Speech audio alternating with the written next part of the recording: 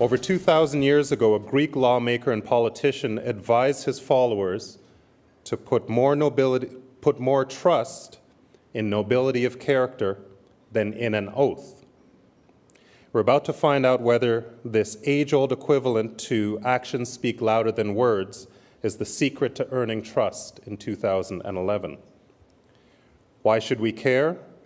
While history, both ancient and modern, has demonstrated that trust is an essential factor in business and public sector success, yet we continue to require help getting it right. And while I hesitate to equate our speaker with Cupid, the relationships between organizations and their stakeholders can often benefit from a little professional guidance. The Canadian Club of Toronto is pleased to welcome back Richard Edelman to discuss the latest findings of the Edelman Trust Barometer, a global trust survey of 1,500 opinion leaders from 23 countries across 5 continents. We are particularly interested in what the Trust Barometer has to say about Canadian organizations and the markets they rely upon. Mr. Edelman is President and CEO of the world's largest independent public relations firm, with more than 3,100 employees and 54 offices worldwide. The firm, founded in 1952, has been a leader in public relations for decades and advises many of the world's most recognizable brands. Edelman has amassed an impressive list of industry accolades, including being named Advertising Age's top-ranked PR firm of the decade and one of its 2010 best places to work.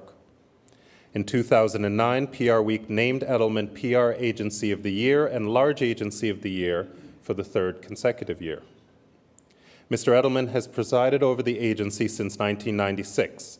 He has extensive experience in marketing and reputation management and has also counseled several countries on economic development programs, including Egypt, Israel, and Mexico. Mr. Edelman has recently presented the findings of his Trust Barometer to the World Economic Forum annual meeting in Switzerland. Today, he will share his perspectives on the state of trust in Canada and the practical consequences for those who rely on their reputations. Ladies and gentlemen, please join me in welcoming Richard Edelman. Thank you. So, folks, since it's Valentine's Day, I thought I'd tell you a little joke. I have a friend named Pam Meyer who has a new book out called Live Spotting. And for those of you who have dates tonight, this is putting me back like 25 years when I was dating. If the guy looks at you too directly and straight the whole time, he's lying.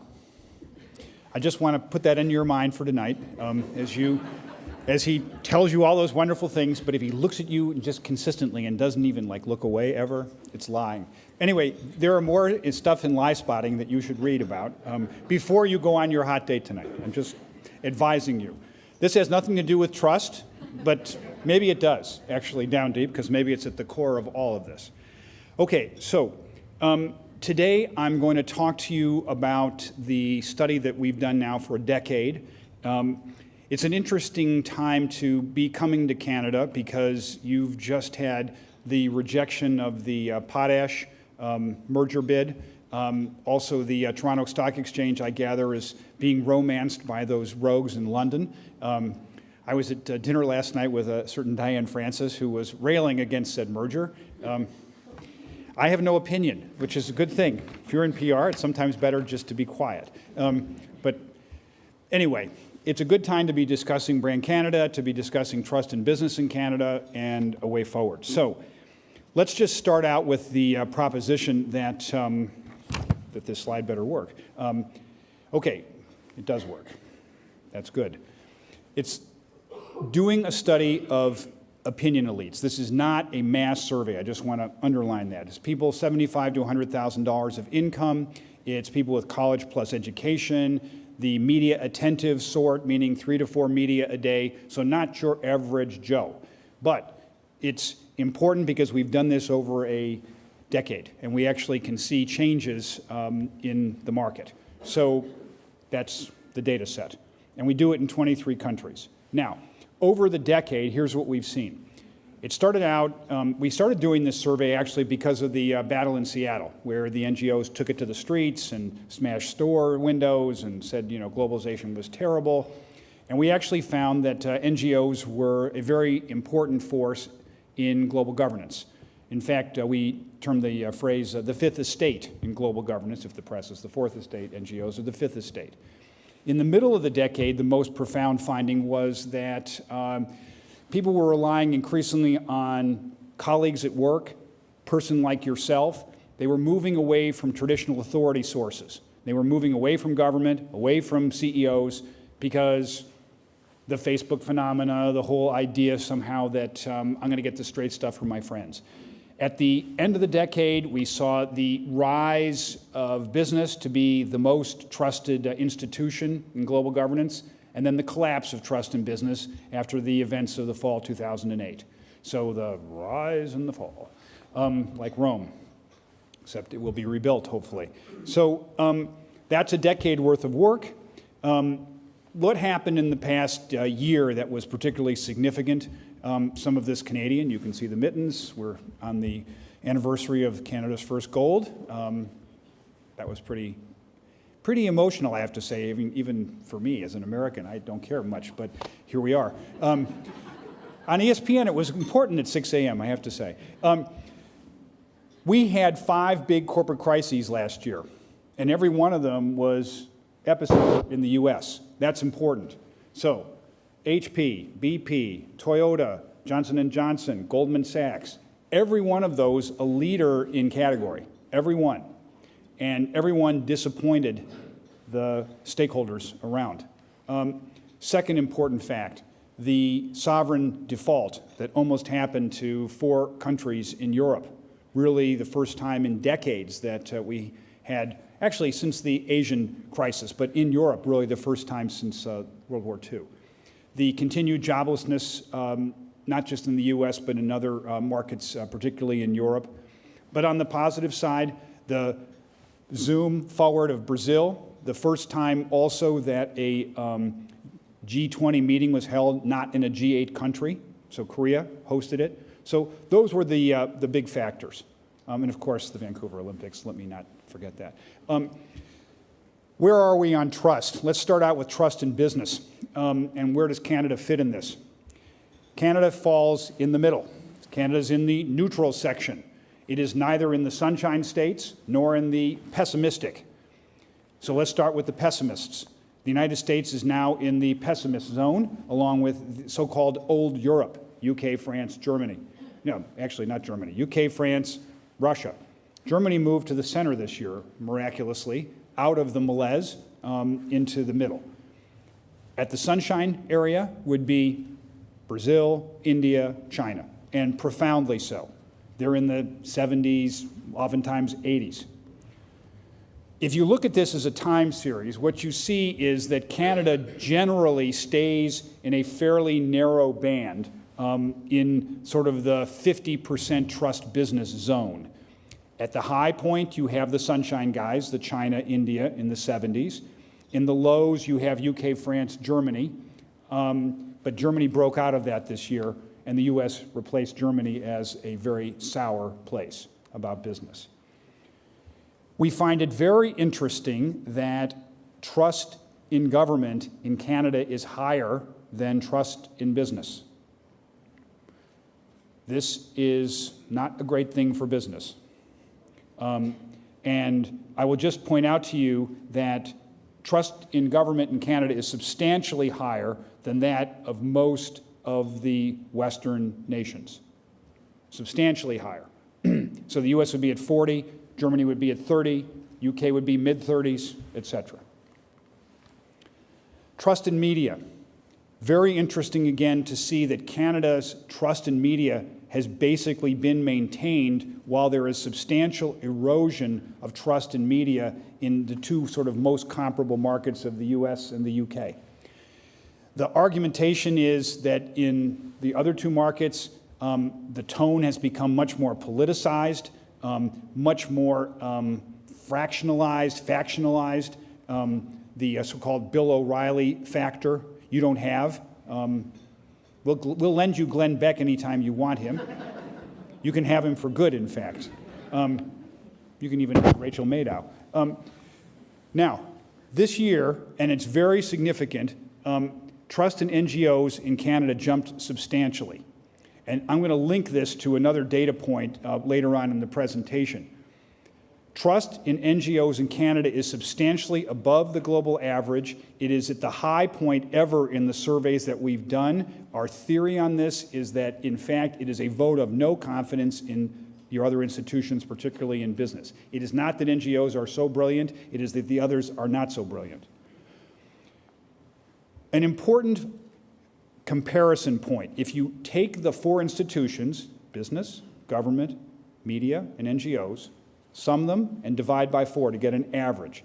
What you see is over the last 4 years, Canada has moved straight up in trust. In fact, among the developed countries, it is highest now in trust of any of the sort of G8 traditional group. I know the NHL has the old 6. Well, this is the G8. Anyway, Canada's at the high of the G8. The U.S. has gone from 4th from the top to 3rd from the bottom, and in fact, of the 23 countries we survey, the U.S. is only 4th from the bottom. Below it are Russia, Ireland, and the U.K. Interesting times. Better to be here than there. Meaning, I'm not moving, but it's just a thought.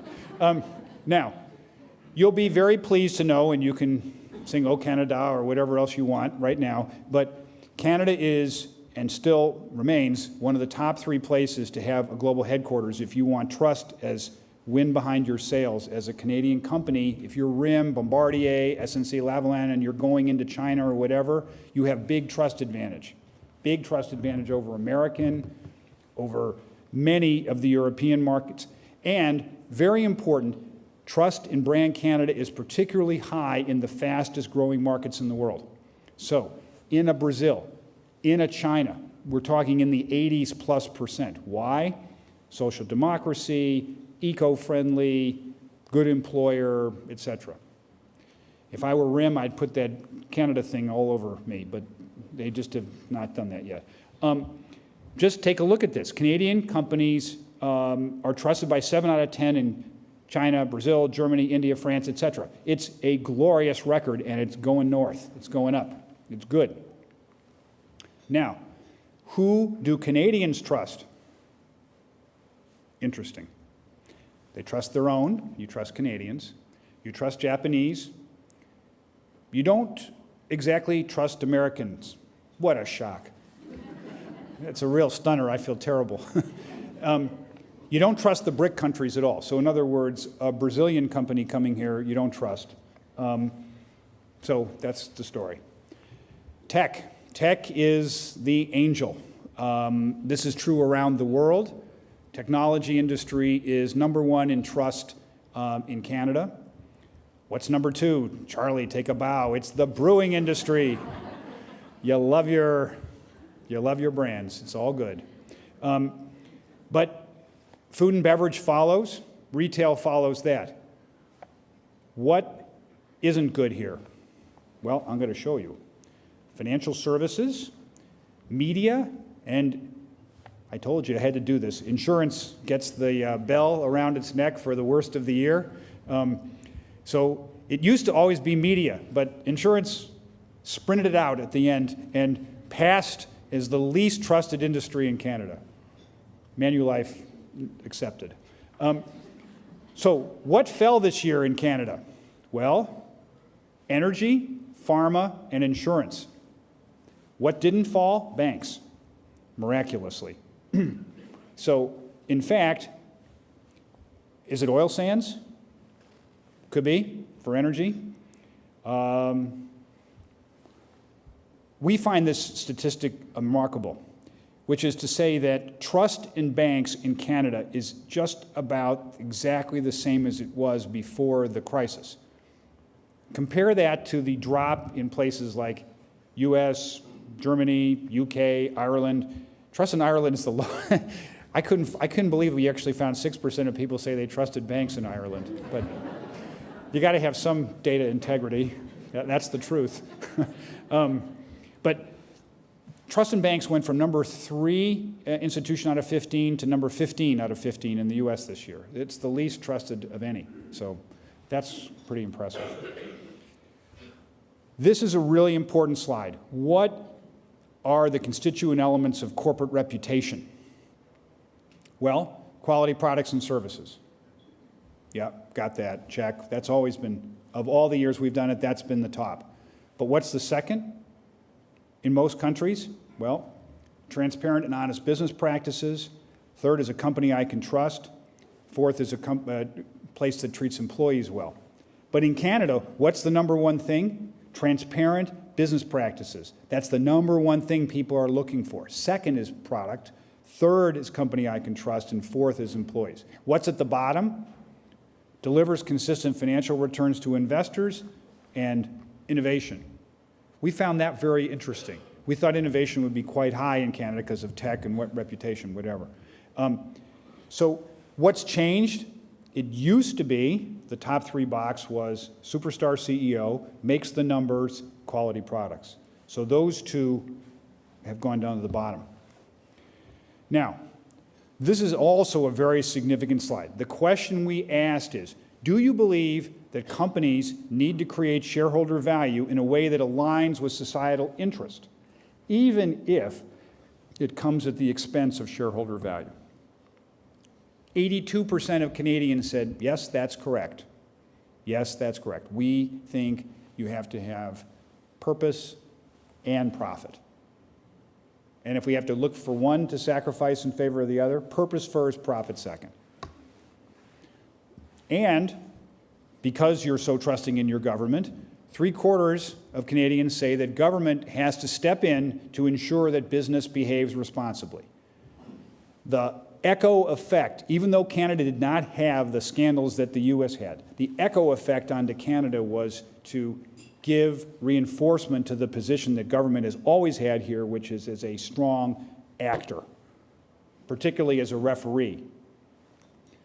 Now, very interesting differences between Canada and rest of world on who is trusted as spokesperson.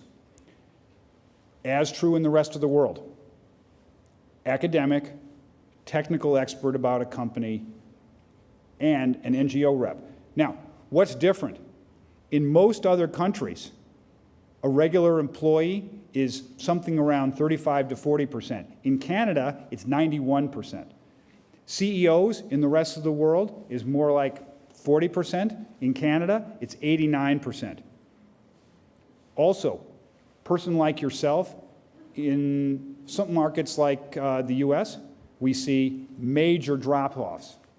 In Canada, it's from 90 to 80. Okay, that's not that horrible.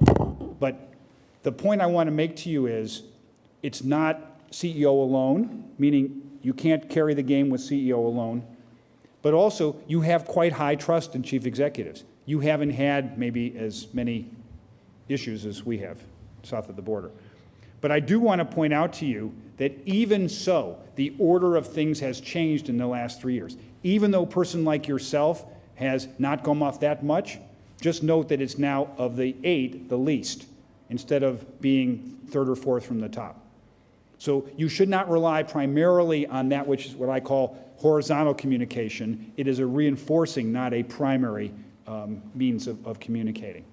Now, we also, because there were so many crises this year, whether it was BP or Toyota or Goldman, we said, so who do you want to hear during a crisis? Because it might vary from who you want to hear from normally. So it depends. The answer is it depends. What kind of crisis is it? So if it's a product recall, we want to hear equally from the technical expert in the company and the CEO, equally. If it's a so-called company crisis, so, I don't know, Goldman Sachs, a company crisis, we want to hear from an academic, a third party first, a CEO second, a technical expert third. Most important of all, if there's an oil spill, if there's something that affects the community, who do we want to hear from first? The chief executive by a 3-to-1 margin for Canada, and then a third party. Now, this data is different depending on market. We found this fascinating. We found, for example, in the States, partly as a result of BP, they don't believe the chief executives. They just don't believe them. So they got to hear from a technical expert first, and a third party second, and a CEO third. So it depends on the market.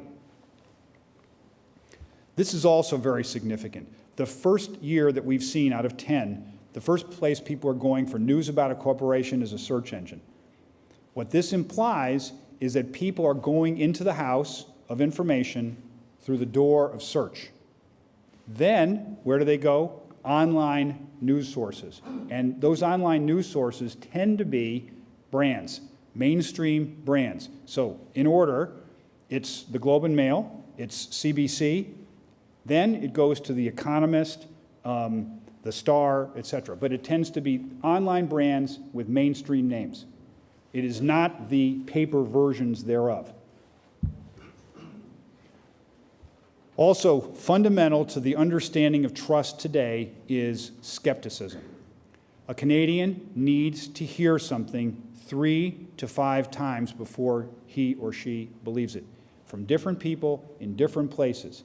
One thing to see it from a friend on Facebook, another to prove it out on CBC, and then make sure that the blogger, whoever it is saying the same thing. It all has to line up. That means surround sound if you're in the communications business. Now, trust also has very tangible aspects.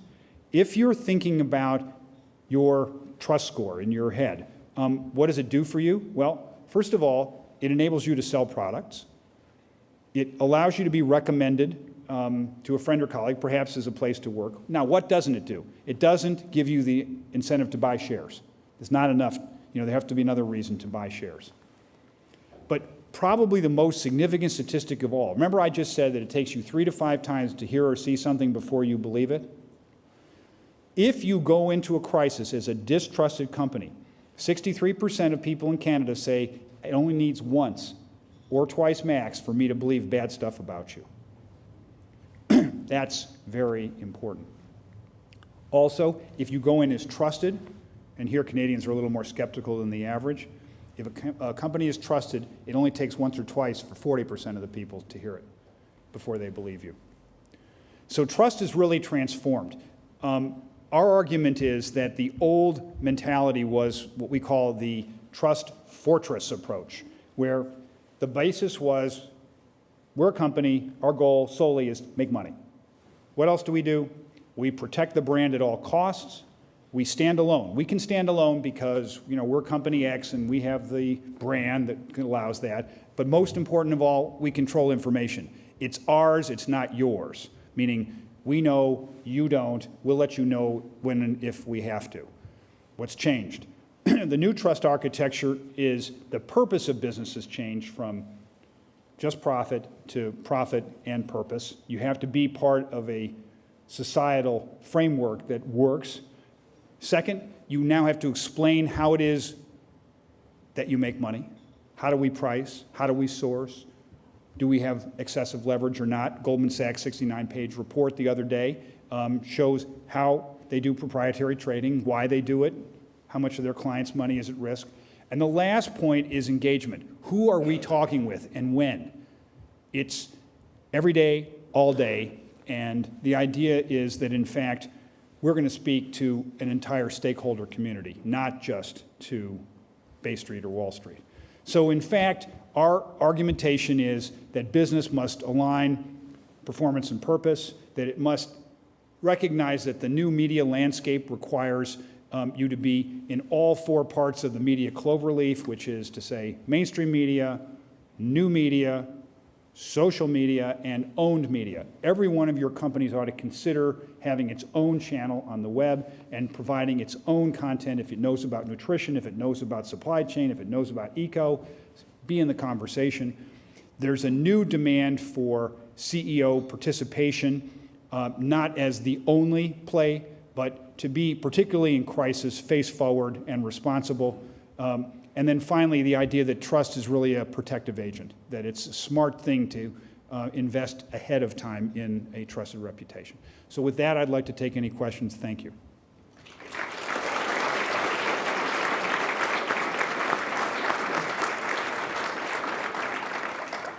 So ladies and gentlemen, we'll have 2 microphones circulating among the room. Number 1 is right there. Number 2 right there. So just signal to one of our microphone holders if you'd like to ask a question. I think your sample size for Canada was about 200. Could you tell us what's the motivation for the people to answer that survey? The people in that sort of demographic? It's a good question. I think we call, we ask, and they are willing. That's not a very good answer, but it's the truth. We don't pay them to participate. It takes about 30 minutes. We tell them it's about trust. Maybe they have a reason to want to participate. We're going to influence corporations to be more trustworthy. Next question. Hi there. You spoke a lot about the trust factor and who people are looking to in case of crisis or a product recall. What about a new entrant to the marketplace? Who do Canadians want to hear from when a U.S. company or retailer or somebody big is coming into the Canadian market? So I think the general point to make is that in a time of uncertainty, people look to those with authority. So I would orient to those with academic credentials, technical expert. Then I would say also be careful to use someone from Canada. There's a bit of a hometown bias, and this is not unique to Canadians. When we were working for Bridgestone, we found that the worst person to go around and say how high quality the tires were was a Japanese who would apologize consistently about why the things, the cars turned over and we're sorry and it won't happen again. No. You want an American to say, yeah, that was then, this is now. There's a cultural thing, right?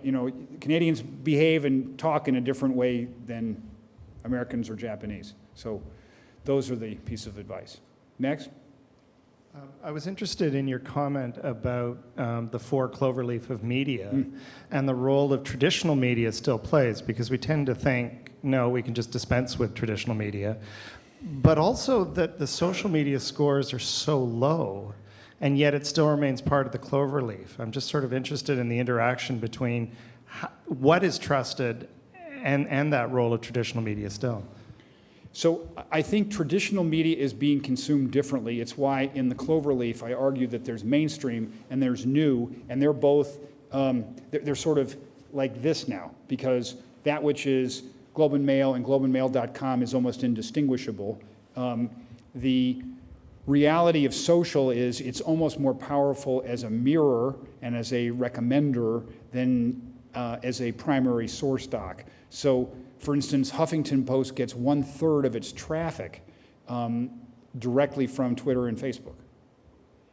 1/3 of its traffic. It says, you can tweet and say, I saw a really great piece this morning in HuffPo or some other, and people just go straight to it. Link love. Next. Yes, in the back.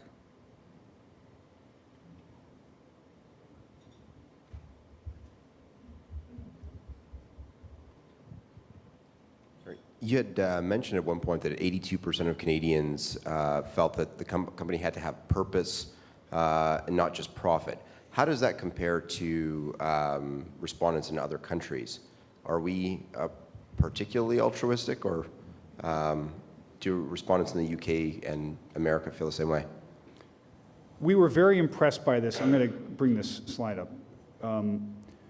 Sorry, I'm going to make you dizzy here for 1 second. Okay, so you can see 90% of Germans, 89% of Brits. Now, 89% of Chinese. Now, who doesn't believe this? And then I'm going to tell you, we asked a corollary question in a second. So Japanese, UAE, don't believe this as much. We asked a corollary question about, do you believe in Milton Friedman's adage that the only social responsibility for business is to make a profit? And so the countries that said, oh, absolutely, that's true, are UAE, Singapore, Japan, et cetera. And so those that are kind of the most classic market economy types would be like that. Hi, Samantha over here. You mentioned that it's important for CEOs to be part and engaged in social media, and I just wondered how engaged you are in social media on Twitter and Facebook and LinkedIn. And to the CEOs in Canada, other than the ING president, I think he's about the only one that's actively engaged in social media. So I just wanted your comment on that. So I'm pretty active. I mean, I post to my blog at least once a week. I post to my Twitter account once a day, once every 2 days. Facebook the same, mostly as part of my continuing global roadshow. I mean, I take pictures of what I think is interesting and say, isn't this cool? I mean, I don't have much brilliant to say. I mean, although I was at a movie the other night and I tweeted about it, and of course in the Globe and Mail interview this morning, the guy says right away, so why did you like the movie The Company Men? You right, you're just out there. So I feel it's my responsibility to walk the talk. Yes, I'm trying. Should CEOs do this? Not if they are not able. You may have other people in the company better able. I want to hear more about that. Yeah. I wouldn't recommend it to all of your CEOs. That would be a disaster. And you got to be able to take some heat for it, because periodically you're going to say something a little odd. But it does humanize you. I mean, I recommend to all of you my blog post on my trip to Brazil, where I went under Iguazu Falls and got completely annihilated by this video, and my daughter was taking the video, and anyway, it does humanize you. Let me say this. Humiliate is another word. Yes? Richard, the slide that you have up now is really fascinating, because I don't think many people would disagree with the finding, but it really puts a lot of pressure on today's CEOs who, particularly in the last 15 years, a CEO's lifespan is much shorter than it used to be, and CEOs generally aren't allowed to have a long-term vision for their companies. They have to report to their boards and to their shareholders, and they're really only as good as their last quarterly results. And that flies in the face of having not necessarily a longer-term vision, but a more altruistic vision for their companies. I think you're making a very acute observation, which is that we have a disconnect between Bay Street and what the stakeholders are saying. And the CEO is like on two rocks that are getting pulled apart, and as a guy, that's really worst place to be. You know, and you're trying to balance, right? And so the response by some of the corporates we're dealing with is, we're not going to offer quarterly guidance. You can take our numbers for the year or not, and you can invest with us or not. But this is a perspective that we have as a portfolio transformation or whatever, and here's how we're going to do our business. And we're not going to be able to attract the best employees unless we have this mentality. And we're not going to be able to, you know, do business in communities. You know, if you're in the brewing business, you know, you got to have the right connection, because otherwise people will attack you for whatever, drink driving or whatever. And so you have to be part of this discussion in society. This was a big topic in Davos, by the way, big discussion. And the CEOs do feel the pressure, and they feel very angry at, it's not even quarterly. You know, some of the companies are being followed by this so-called expert analyst types who say, here's how many people are going into your stores this week. We know the numbers. We're going to short the stock. Because, so they feel tremendous pressure this way.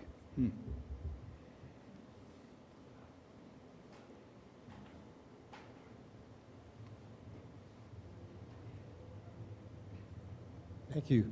I'd like your thoughts. It seems like we're in a world now where the traditional roles of business, of government, and of nonprofits are blurring, and corporations do have a social purpose. You have nonprofit organizations that also have social enterprises. Government is behaving differently as well, and it seems to me in that context there's such an importance of partnerships between sectors to a degree that there never has before. And wanted to know your viewpoint, even in terms of what you measure. Like, will partnerships, like when things aren't as clear cut, that one's trust should be in business or in nonprofit or in government, will the way you measure what you do be changing I think your notion of cross-sector partnerships is right, but I would say if you're dancing, one person usually leads, and I would recommend to you that business be the person leading, as opposed to waiting until government has gone so far down the track that you have a necessity to be the dance partner and get your toes stepped on. And I think to be a private sector diplomat would be what I would recommend to your CEOs in the moment, to go out and say, look, here's the right framework for how we should do the insurance business, and here's an appropriate means of regulation, and we're going to also bring in civil society to make sure that it's being done right. But lead, don't wait. That's a big message. Thank you. Tom Gerling with the Provincial Police. Could you speak about the interconnectivity between perception of personal safety and security and profitability? For you, I'll answer anything. My flight's in half an hour. I think people feel very uncertain. I think they feel even more uncertain where I come from, because maybe, the United States has sort of had it so good for so long, and the sort of move from first place to third place or whatever is kind of dismal. And Canadians have never necessarily sort of felt in first place. Maybe there's always been a kind of, it's good to be in second place kind of approach, until the hockey game last year. I bow to you. Not happily, but I do. So I just think between personal security, economic security, the role of the environment, I think it all matters. I think for those of you in the tech business, you have to pay real attention to, on the good side, what's happened in Egypt, on the bad side, on the threats to RIM in the UAE and other places where people just say it's just not acceptable. You can't, you can't go around our security systems, and over time, privacy. That's going to be a real big issue, big.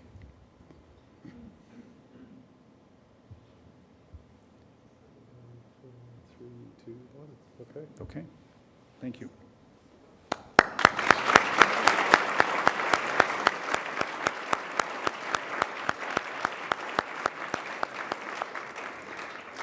Thank you very much, Richard. I'd like to welcome to the podium Alison Lote, a director of the Canadian Club of Toronto.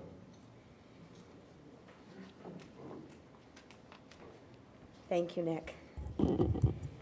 Mr. Edelman, as I was listening to your presentation today, and I thought this was quite fitting given that it's Valentine's Day, I was reminded of the words of a Scottish poet, George MacDonald, who said, "To be trusted is a greater compliment than being loved." So it's in that spirit that I'd like to thank you for sharing your perspectives on trust with us today, and for shining a bit of a light on what it means for us as Canadians. As you observed, there are some hopeful signs for us as Canadians. Trust is on the rise, but much work still needs to be done. Your talk is a very important reminder that businesses and governments and civil society organizations must remain focused on earning and keeping trust, and that citizens and investors must insist on transparency and engagement. This is the second year that you presented these results to us, and I enjoyed them as much as I did last year, and we hope you will come back again. So everyone, if you could, please join me in thanking Mr. Edelman.